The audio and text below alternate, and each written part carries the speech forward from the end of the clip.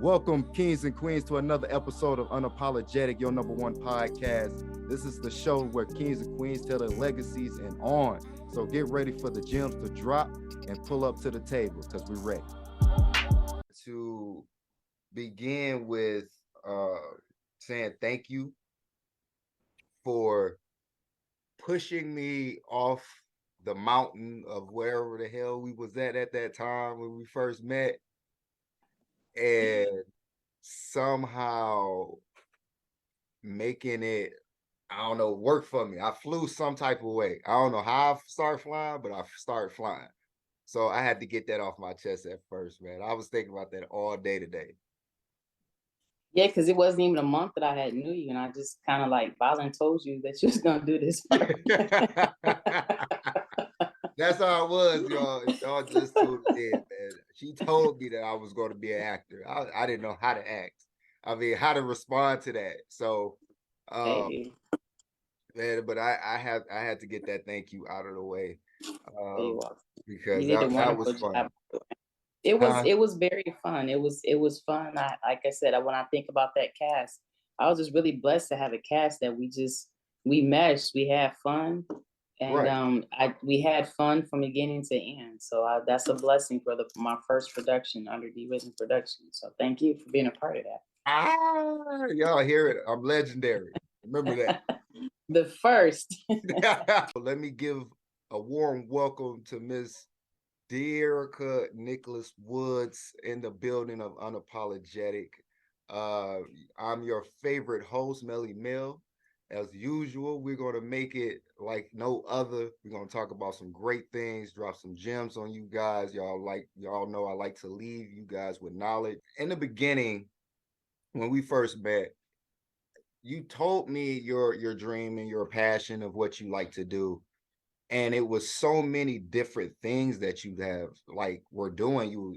You're pretty much a poet, you're a teacher, you're so, you got so many hats. So right. The hardest thing that I kind of grasp is like, which one do she cling on to the most? You know what I'm saying? Like, what's is the first go-to? Because you'll go crazy trying to split yourself up. I mean, most people can do it, but it takes a toll after a while. So how did you balance that off? That's a good question. Well, it only took me 3 years. It only took me 3 years to find the balance. But I think for me, just kind of prioritizing. So it's like I have my day job, which is the nonprofit Overcoming Barriers, where I'm the director of program development. So that's easily Monday through Friday, 9 to 5. Then there's the D-Risen Production, which is my production company where I wanted to focus on the faith-based and mental wellness or health and wellness type productions, from infomercials. We did the play. And then recently I just kind of revamped my page to encompass everything that I have going on. So there's the plays, the infomercials, there's the quote unquote, the TV stage, conversations to have. I do the QPR training. And then last year, I just became a wedding officiant, so I can officiate weddings. So when you get ready to say I do, come see me. And then with that, I've also collaborated with my sorority sister who's offering premarital counseling. So it's kind of like I won't marry you until you go through some premarital counseling.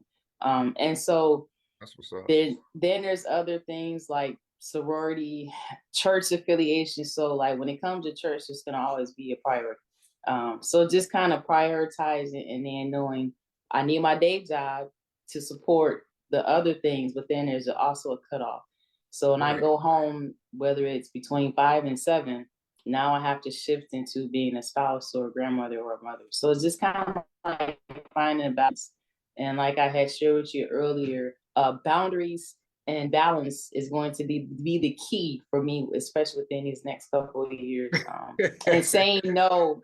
Boundaries and balance to me, and saying no is going to be the key in keeping that. And then sometimes just, being okay with saying no to projects just because I don't have the capacity to put 100% into it, or it may not be of interest, or pass it on to somebody else that may have an interest. So I bet you be giving away like big projects too, because you always like you always make something huge. It be like in big details. So I know it gotta be something that you're working on now that is taking so much of your time that you're not ready to present to the world just yet. Am I kind of hitting it? Well, kind of, sort of. I would. It's more like a goal. So under D-Risen Production, I do Okay. have the Grammy Life podcast, and so I was able to finally sit down and draft up a children's book. Wow. So I'm in the process Okay. of writing a children's book under the umbrella of Grammy Life Adventure Presents, and so I hope to roll that out in May by Mother's Day. And Hmm. then what I'm going to be really tackling, focusing on probably the next 5 months, gonna take a little break, is gonna be the QPR trainings. I decided to beef up my suicide prevention training and do that once a month. That's gonna be every fourth Monday of the month at the Us Cafe. I have officially made the Us Cafe as a training site right here Oh, in okay. Heights. So hopefully I can draw people there, make the training more conducive and light and a safe space for people to share so we can have these conversations so that we can have a decrease in suicide ideations as well as attempts. So that's going to Mm. start Monday, which is the 22nd. Doors will Okay. open at 5:30. I'll be serving anytime I do a training, I always serve dinner of some sort. So we'll have dinner 5:30. I told our barista to stay so he can make some specialty drinks or whatever. It is a certificate based, but that's going to be something that's going to be a big project to me. Um, Increasing my suicide my suicide trainings is going to be a big project for me. Do I anticipate it? Because it's all about Okay. saving life. Yeah, Of yeah. course. And so what is like the whole program called? Is it what you told me is QSR? It's QPR, so it stands for QPR. question, persuade, and then refer. And so basically, it just gets into if someone is in a crisis situation, what to look for. Because oftentimes, you might be sitting next to Bree and she might be having a mental breakdown. And you will never know because you don't know what to look for. You don't know what to look for the signs, the behaviors, and things like Right, that. So right. pretty much equips people what to look for when an individual is in a crisis situation. Mm. That's big because even not just home, I'm thinking about in law enforcement as well. And if I want to Oh take yeah. another notch, because they deal with people on an everyday basis, and we all see like the disconnect between not just in family, but you know, with everyday people. So that'll be like a great way for others to identify that type of, I guess, gap between a mentally ill individual or in a non-person that's not Right. mentally or not as mentally ill. It's Right. just say, And we all have probably had some bouts of depression, ongoing sadness. Things happen, you lose a job, you may lose a loved one, a right, relative, you may have to move, relocate, you're leaving your friend. These are things that cause people to be sad. Some right, situation is just an ongoing sadness that just kind of like never ends. And I would say that most people do get diagnosed. Some people go undiagnosed. And it's hmm, kind of like we have to begin to have those conversations of talking about how we feel, men included, because we've seen in Muskegon that we've have had men, young men, African American males that have committed suicide because they're not sharing how they feel. Because we know men have been told you can't cry, you can't show your emotions. right, But when you do, you're like a ticking time bomb, and it's like you just explode and it's not, the outcome's not going to be great. Matter of fact, I just was talking to a gentleman this morning. I got a call about a young man that was having some suicide ideations.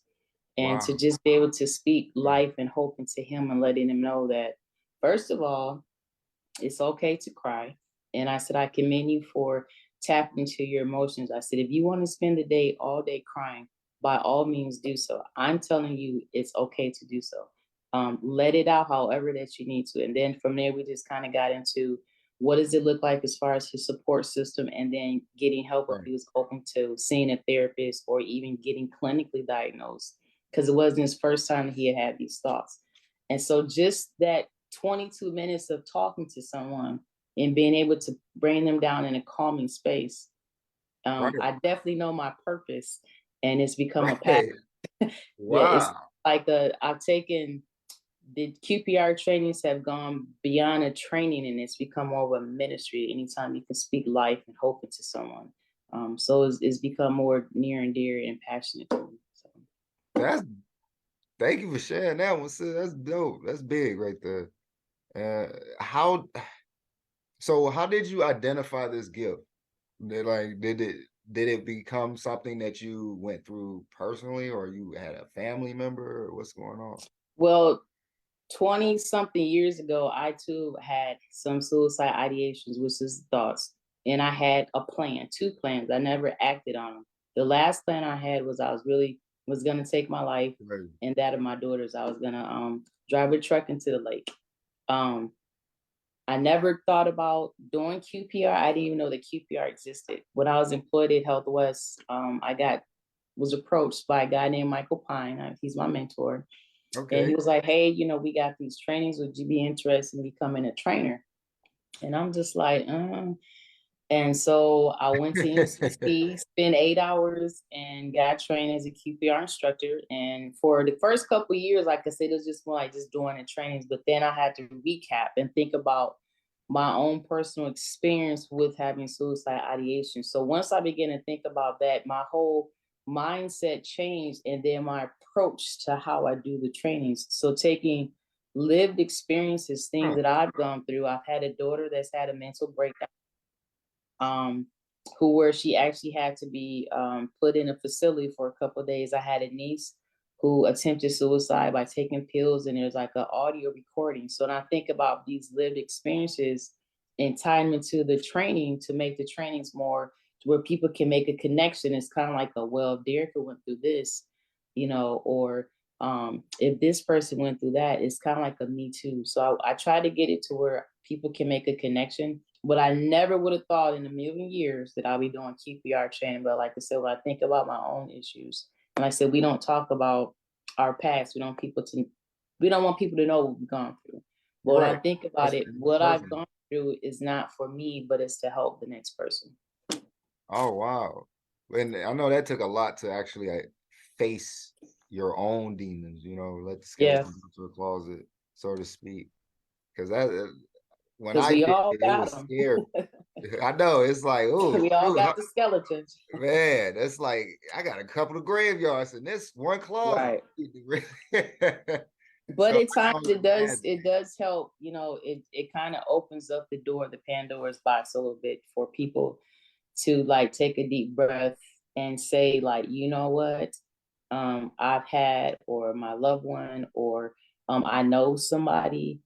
So it's kind of opened up the doors for people to feel comfortable to share their stories. And even in some of the trainings that I've done, I've had people that have opened up to share Wow. their stories and their bouts. And that's why when I think about doing it at the cafe, it would be like a nice intimate setting. I think about when I was doing poetry. I did poetry in a nice intimate setting to where people can be Right. themselves and not be judgmental. And so I want to make sure that these trainings, that people feel safe, they feel comfortable to express how they feel and to share so they can help the next person that may be having suicide ideations or in a crisis situation. Wow.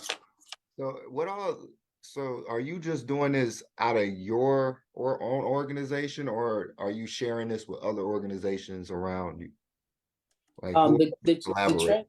trend. Well, right now I'm pretty much collaborating with the Us Cafe as far as like the building space. And I work with Health West because I get some of our materials to them. But other than that, I'm more like independent. So if anyone wants to have the QPR training and they seek me out, I'm willing to go to any organization, any company, any family reunion. I'm willing to go wherever the need is or where there's a want. So it's more like an independent thing. Okay. Oh wow. And you have done so many like conferences that I know and stuff like that. Like it's amazing how much it shows. Okay, how can I say it, Mel? Think with your mind. Uh, so to me it tells two to three different things. For one, people are finally realizing that mental health is very important. Number two, you hit the topic hard when you said a lot of us males, especially in the African American community, we don't have that safe haven to speak and present ourselves as being vulnerable. Right. You know, it's dangerous in our world, sort of. Right. You know, so and three, it's great that we have a person that we can relate to and actually can say that she has witnessed these things, and I understand why you're screaming and while you're like furious right now, but don't understand why. So Right. all those weird questions and stuff, you can relate hands to hand to a person, and I feel like that's the biggest superpower that you have. Right. Because relating to people is a difficult task. Well, thank you.